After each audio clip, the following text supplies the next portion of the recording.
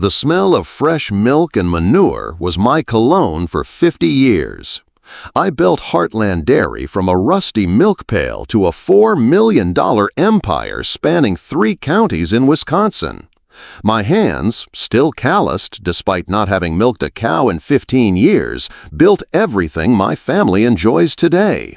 The sprawling farmhouse, the college educations, the European vacations, all from 4:30 a.m. milkings and endless 7-day work weeks. I never expected gratitude, but I never expected betrayal either.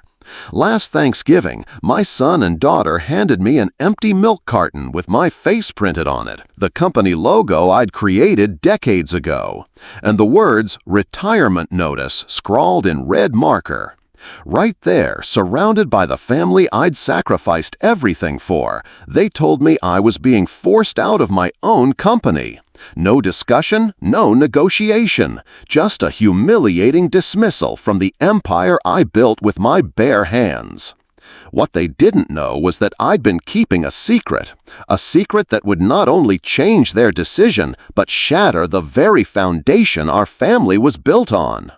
I was born Harold Miller in 1954, the second son of a struggling dairy farmer in Baraboo, Wisconsin. My father, Ernest, was a hard man who believed struggle built character. He'd grown up during the Depression and carried its scars like badges of honor. Mom was gentle but powerless against Dad's iron will. Our family farm was modest, 40 acres, 30 Holstein cows, and a barn that leaked when it rained. Miller's Dairy was just a hand-painted sign at the end of our driveway where locals would stop for fresh milk and butter. My older brother James was Dad's favorite, athletic, outgoing, the natural heir to the family business. I was the quiet one, always with my nose in agricultural journals, dreaming of modern farming techniques. "Book learnin' won't milk cows," Dad would say, cuffing me on the back of the head. When I was 12, I entered our county fair with a science project on bovine nutrition that could increase milk production by 22%. I'd spent months researching, testing different feed combinations on our smallest herd. The blue ribbon seemed certain until Dad saw my display. "You trying to humiliate me, boy? Telling everyone I don't know how to feed my own damn cows?" He destroyed my project right there, in front of everyone. The other farmers' pitying looks burned worse than Dad's anger. Later that night, I overheard Mom pleading with him. "Harold has a gift, Ernest. He sees things differently." "Different gets you nowhere in farming," Dad responded. "James understands tradition. Harold just wants to reinvent the wheel." Despite this, I loved our cows. They didn't judge or compare. After high school, while James went to community college on Dad's dime, I stayed to work the farm, quietly implementing small changes when Dad wasn't looking. Our production increased 15% that first year. Dad credited the new bull he'd bought. When I was 23, the bank threatened foreclosure. Dad's health was failing, and James had moved to Milwaukee to work in insurance. In desperation, I approached Willard Peterson, our wealthy neighbor whose dairy operation was the county's largest. I proposed a partnership, his capital, my innovations. He laughed me out of his office. 6 months later, with the farm weeks from auction, I made my grand gesture. I sold my restored '57 Chevy, the only thing of value I owned, and used the money to buy 15 premium Holstein Friesian crossbreeds. I'd been secretly corresponding with a progressive dairy farmer in Vermont about this experimental breed. Dad called me a fool, said I'd bankrupted us faster. But those cows produced milk with 4.8% butterfat, premium grade that commanded top dollar. We survived that winter and the next. I convinced a local creamery to pay us extra for our superior product. Within 2 years, we had paid off the mortgage. That's when I discovered the secret, by accident, in a metal box hidden in Dad's workshop. Adoption papers. My adoption papers. Ernest Miller wasn't my biological father. My real father was William Peterson, Willard's younger brother, who had died in Korea before I was born. The man who had laughed me out of his office was my uncle. I kept this discovery to myself, even as I began building Heartland Dairy on the foundation of our family farm. Even as I married Susan and we had our children, Michael and Karen. Even as our operation grew from 50 cows to 500, then to 3,000 across multiple properties. The irony wasn't lost on me. I had spent my life trying to earn the respect of a man who wasn't even my father. Thanksgiving has always been sacred in our family. Even during the hardest years, when we were living on credit and prayer, Susan would insist on a proper feast. As our fortunes grew, so did our celebrations. This past November was no exception. Our farmhouse dining room extended with tables to accommodate 32 family members across 3 generations. I should have sensed something was wrong. Michael, my son and Heartland CFO, had been unusually distant since September. He'd canceled our weekly breakfast meetings 3 times, citing investor calls that couldn't wait. Karen, my daughter and our marketing director, had been pushing aggressively to rebrand the company, wanting to replace my silhouette on the milk cartons with something more modern, less provincial. At 71, I was still coming to the office 4 days a week, though my role had become increasingly ceremonial. Michael handled finances. Karen managed our public image. My son-in-law Brad oversaw operations. I was the founder, the patriarch, the handshake that sealed deals with farmers who remembered when I drove a delivery truck myself. "Dad, you built something amazing," Michael would say. "Now let us worry about growth projections and market share." The morning of Thanksgiving, I rose at 4:30 a.m. out of habit, though it had been years since I'd needed to oversee the morning milking. I drove to our main facility anyway. The massive steel buildings housing our processing plant stood in stark contrast to the humble barn where I'd started. Inside, automated systems hummed where farmhands once worked. Progress, my vision realized. Jerry Hoffman, our night manager and one of my oldest friends, seemed surprised to see me. "Harold, everything okay?" "Just checking in," I said, watching the bottles moving along the conveyor. "Big family day. Thought I'd start it here." Jerry hesitated. "Michael was here late last night. Had the board members with him." "On Thanksgiving Eve? What for?" "Closed door, but they were all still here when I started my shift at midnight." A chill ran through me that had nothing to do with the refrigerated room. I didn't press Jerry further, but I noticed how he avoided my eyes. Back home, Susan was already preparing the turkey. After 50 years of marriage, she could read my face like a book. "What's wrong?" "Probably nothing," I said, helping her with the stuffing. "Just something Jerry mentioned." By noon, the house was filling with family. My grandchildren ran through the halls, their energy infectious. Michael arrived with his wife Nicole and their kids, all dressed like they were heading to a board meeting rather than a family dinner. Karen and Brad came shortly after, carrying pies from the artisanal bakery in Madison that charged $20 per dessert. "Dad," Karen kissed my cheek, "we need to talk after dinner. Michael and I have some ideas about the company's direction." "On Thanksgiving?" I asked. "It's actually perfect timing," Michael interjected. "Everyone's here. It's about the future, Dad, the family's future." Throughout dinner, I felt the weight of unspoken words. Michael kept checking his phone. Karen repeatedly made eye contact with her mother, some silent communication passing between them. Even Susan seemed tense, though she maintained her hostess smile. My youngest grandchild, Emma, age 6, provided the only genuine moment when she proudly announced, "Grandpa Harold taught me how to milk a cow last month. It was gross but cool." "You took her to the production facility?" Nicole's voice was sharp. "Without telling us?" "I took her to the heritage barn," I corrected, "where we keep the original bloodline. Thought she should know where the family business started." "Those old methods are obsolete, Dad," Michael said. "We've discussed this. The heritage program costs us money with no return." "Some things aren't about return, son. They're about remembering who you are." The table fell silent. Brad cleared his throat. Speaking of the business, Harold, we should probably move to the living room for coffee and dessert. There's something we'd like to discuss as a family." I noticed then that my brother James was present, unusual as he rarely attended family functions since our falling out in the 90s. His presence at this particular dinner set alarm bells ringing in my head. "Wonderful idea," Susan said too brightly. "Karen, help me clear the plates." As everyone migrated to the living room, I pulled Susan aside. "You know what this is about, don't you?" Her eyes welled up. "Harold, please, just listen to them." They're trying to do what's best for the company. The company, or for themselves? She squeezed my hand. Just remember how much you love them. In that moment, I knew whatever was coming would change everything.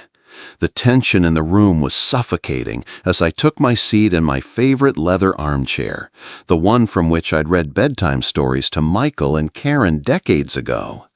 The living room fell silent as Michael stood, clutching a folder and that damned milk carton.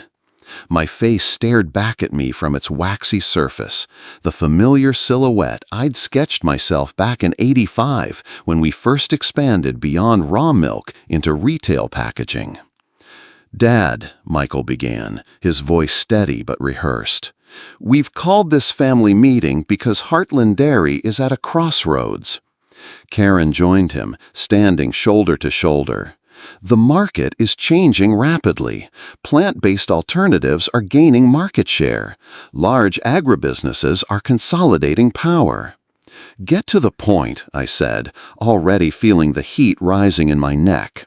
Michael exchanged glances with Karen before continuing. "The board met yesterday. We voted unanimously to restructure the company leadership." "Restructure?" I leaned forward. "I founded the board. I am the board." "You hold 20% of voting shares, Dad," Karen said gently, "after you distributed ownership 5 years ago for the tax benefits." Michael handed me the folder. Inside were glossy presentations, market projections, and a document titled Succession Plan. "We need to move Heartland into the future," Michael continued. "New leadership, new vision, new direction." I flipped through the pages, my hands growing cold. "You want to sell our processing plant to Midwest Consolidated? They're our biggest competitor." "They're offering 3 times market value," Brad interjected. "It's a phenomenal deal." "And what happens to our farmers, the families who've supplied us for generations?" Karen sighed. "Dad, that's an outdated model. Midwest will renegotiate those contracts." "Renegotiate? You mean slash their payments until they're forced to sell their land?" I stood now, blood pounding in my ears. "And this restructuring? You're pushing me out completely?" Michael held up the milk carton, pointing to my silhouette. "Your image will remain as our heritage brand. You'll be chairman emeritus. But operational control transfers to the executive team, effective immediately." I looked around the room, at the faces of my family. Susan, teary-eyed but silent. My grandchildren, confused by the tension. James, my brother, actually smirking in the corner. "You knew about this," I said to Susan. "All of you knew." "It's been in discussion for months, Harold," James spoke up. "They asked for my advice as someone with outside perspective." "Your advice?" I laughed bitterly. "You haven't set foot on a dairy farm in 40 years. You ran away to sell insurance while I saved our family legacy." "A legacy you've clung to like a dictator," Michael shot back, his rehearsed civility cracking. "You've rejected every modernization proposal. You blocked our partnership with Nutrisoy. You insist on keeping unprofitable heritage programs running." "Those programs preserve what makes us special," I shouted. "Without them, we're just another soulless corporation." Karen stepped forward, her voice softening. "Dad, you're 71. You should be enjoying retirement, not fighting change."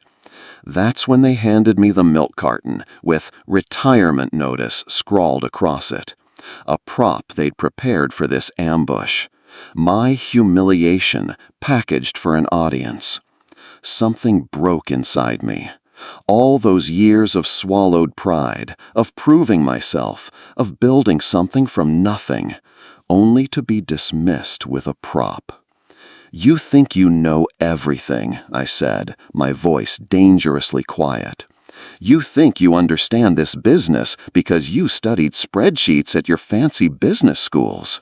But there are things about this family, about this company, that you don't know." I turned to James. "You want to tell them, or should I?" His smirk vanished. "Harold, don't." "Don't what? Tell my children that their beloved uncle has been undermining me for decades? That he tried to sell our parents' farm out from under me when Dad got sick?" "That's ancient history," James protested. "Is it?" I pulled out my wallet and removed a yellowed, folded document I'd carried for decades. Or should I tell them that Ernest Miller wasn't even my biological father? The room went completely still.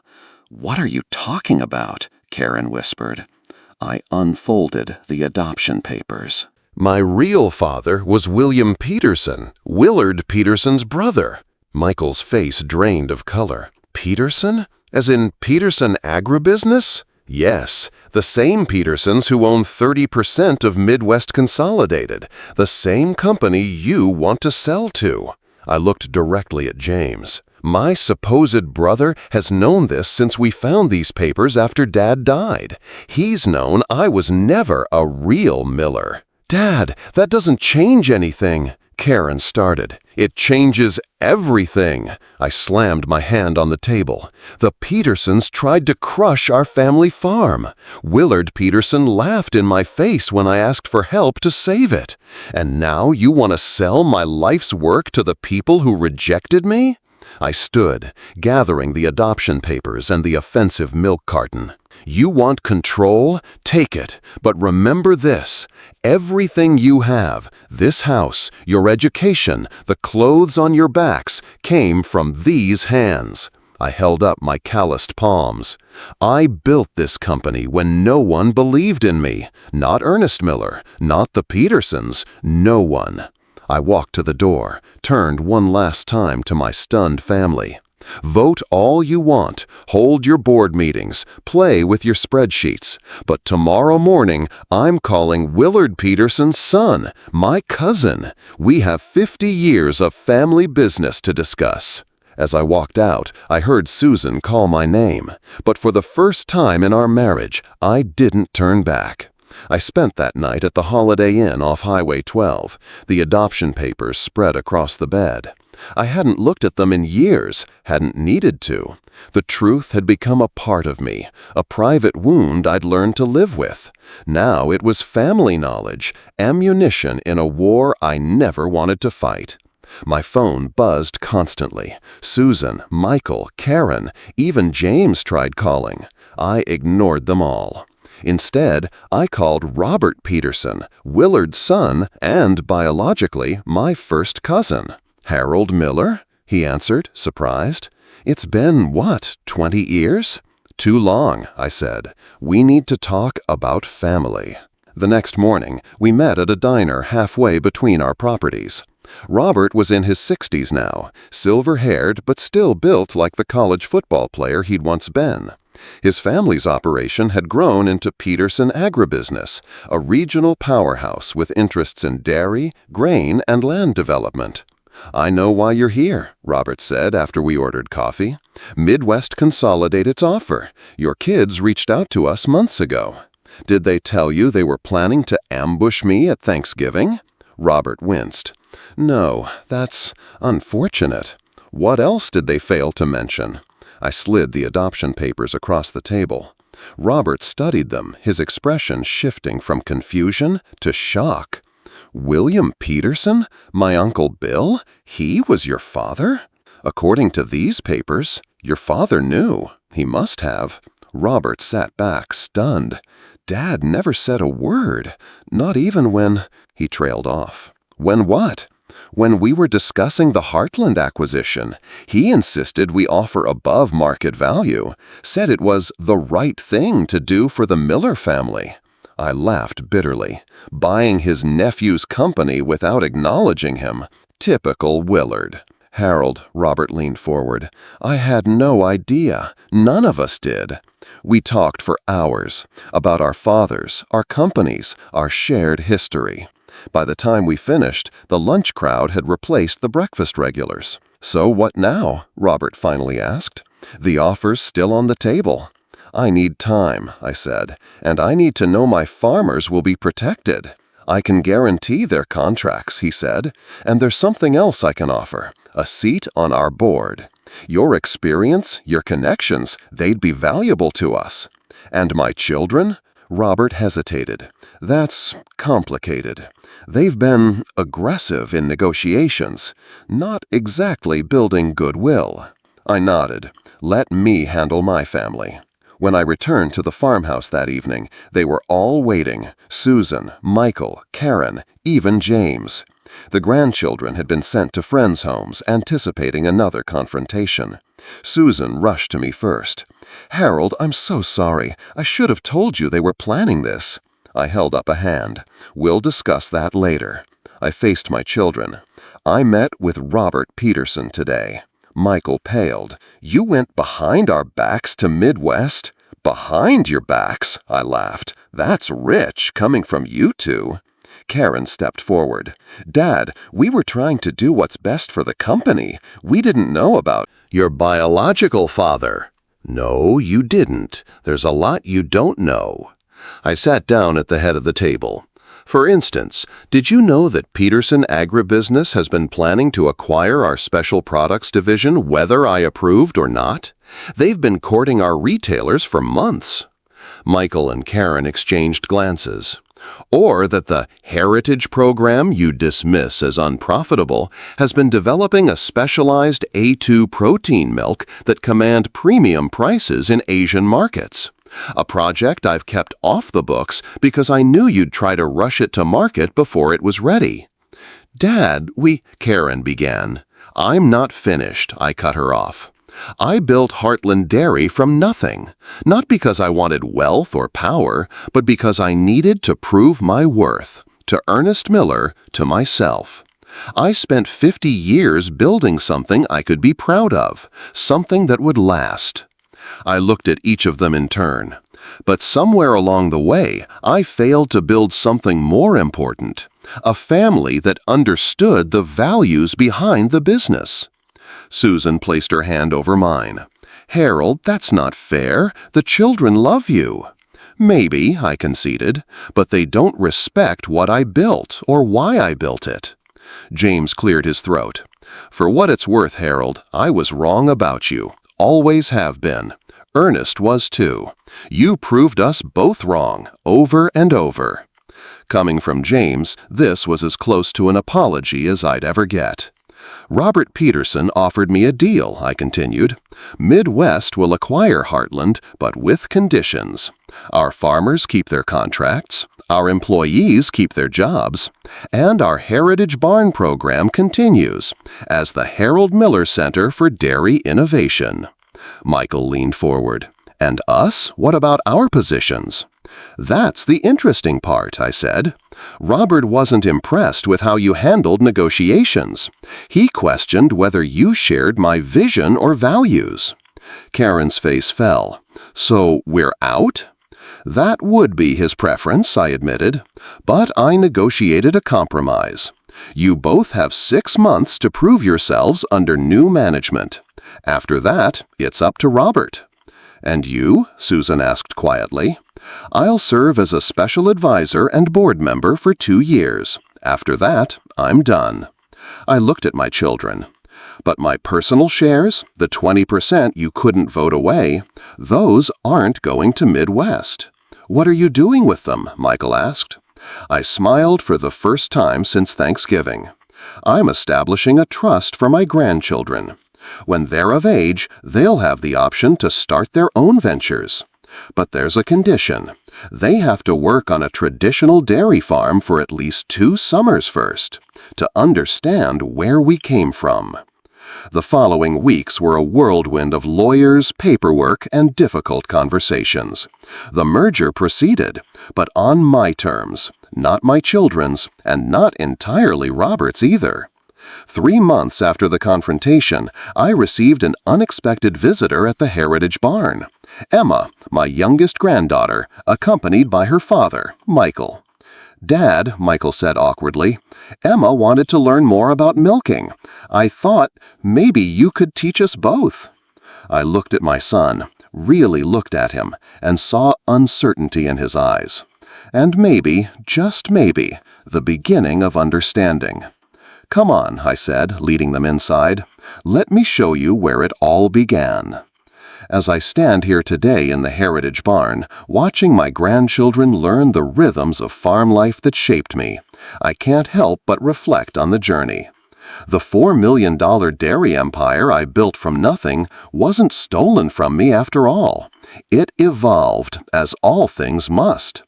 The Harold Miller Center for Dairy Innovation now hosts agricultural students from across the Midwest. My grandchildren spend their summers here, their hands learning what spreadsheets can never teach them. Michael and Karen both kept their positions after their probationary period, though with a newfound humility that suits them. The empty milk carton that once symbolized my dismissal sits framed in my office, a reminder that family, like business, requires constant attention and care to thrive. The greatest triumph wasn't building Heartland Dairy. It was rebuilding my family after decades of secrets and misunderstandings. It was discovering that my worth never depended on whose blood ran through my veins, but on what I created with my own 2 hands. If you're facing your own family struggles or building something from nothing, remember this. True legacy isn't measured in dollars or acres, but in values that endure. If this story resonated with you, please subscribe to hear more journeys of triumph over adversity. Share this video with someone who needs to hear that it's never too late to reclaim your story. Thanks for listening to mine.